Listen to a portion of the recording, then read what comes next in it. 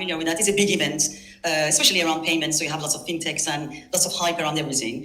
It was very interesting because we had a good combination of representatives. And HSBC lady said, blockchain is unstoppable.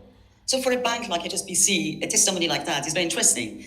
So I think if we step back from what was the promise of the blockchain a decade ago, which was a rule-based, decentralized monetary policy, right?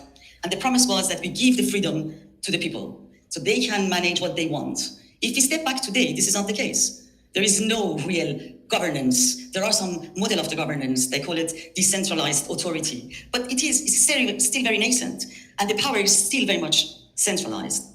Well, the way I see that, and I'm coming from market infrastructure. I worked 10 years for Euroclear, 10 years for Swift, 4 years for Ripple, and I'm now in a very small company working in actually something that could bridge the gap between the world of the hype speculations that it is today with what is the regulated market, and how you can leverage actually some of the important feature of this technology that is unstoppable, in my opinion.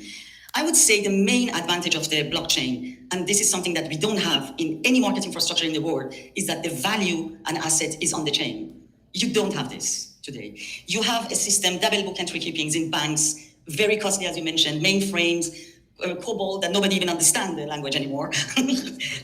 Exactly, it's highest exactly.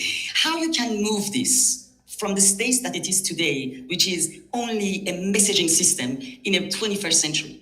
I don't know any other technology that can do that today.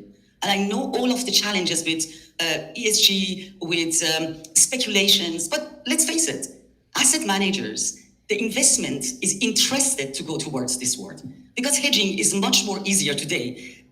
Well, of course, with the interest rate change, this might shift because the power is not going back to the US dollar, and probably soon in the Eurozone, they are following the same trend. But when you are in negative interest rates, the money that it is printed, and the stock market that it is not behaving, so where you will put your money? And that's why. And many large organizations are putting crypto as a liability in balance sheet. So we cannot disregard this paradigm just because of the regulation.